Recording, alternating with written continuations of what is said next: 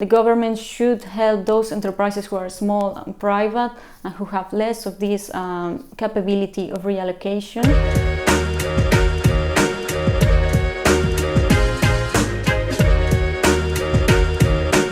Hi, I'm Laura López and I'm a researcher in economics at the Department of Applied Economics of the Université Libre de Bruxelles. And in this video I'm going to talk to you about my research on how work characteristics before a period on work incapacity can affect its duration and future job prospects.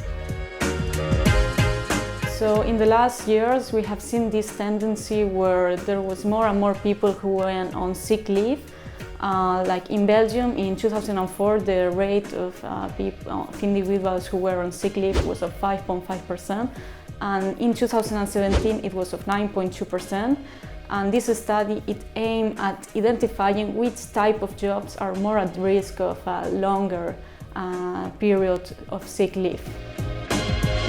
So our study finds that people who are on sick leave and who were working before in part-time jobs or small enterprises or private enterprises, they have higher odds of staying longer away from the labor market.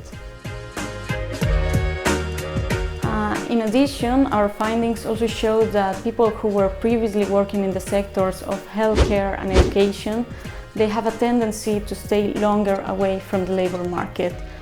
If we compare with other studies on this subject, we see that this phenomenon might be explained because of the concept of sick presenteeism.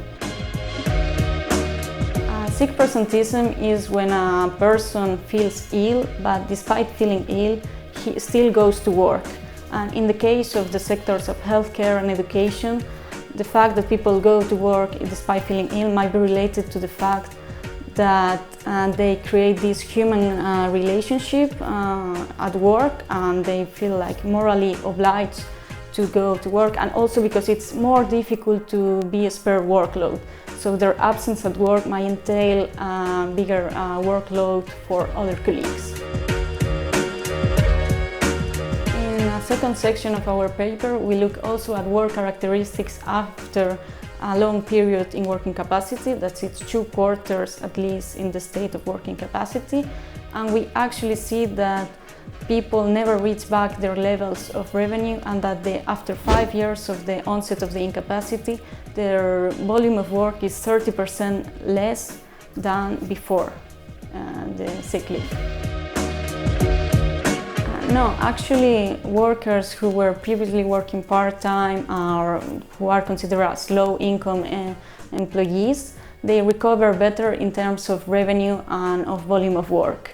And this is directly related to the Belgian legislation, as the Belgian legislation, it encourages people who are on working capacity to take over a part-time job.